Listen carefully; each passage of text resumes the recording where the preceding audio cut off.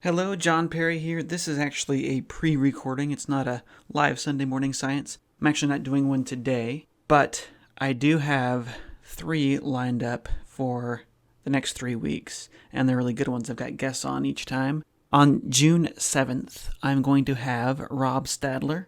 He was on here a while back. We were talking about the origin of life. He's going to come back on and talk about science and the supernatural. Can science study the supernatural?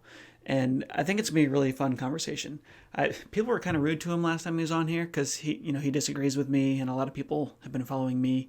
I assume he probably disagrees with you as well. Him being I don't know if he would consider himself a young earth creationist or what, but he definitely will disagree with me on this episode.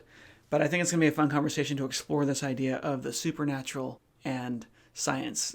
He believes that the origin of life was a supernatural event, and that science should take that idea seriously. So we'll talk about that. We will also talk about a paper by Francis Crick done, I think it was back in the 70s, about the possibility of aliens creating life on Earth or seeding life on Earth. We'll talk about the differences between that and the creationist argument.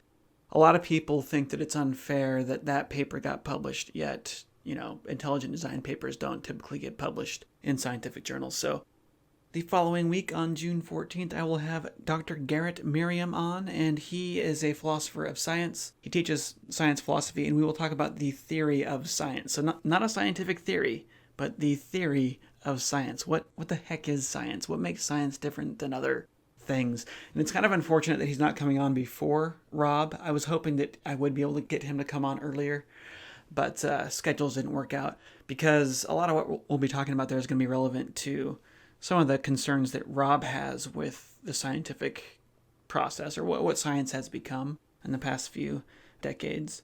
So that's going to be really interesting because science really has transformed a lot over time, and the types of things that scientists study or consider to be science versus pseudoscience, that's actually changed quite a bit throughout history.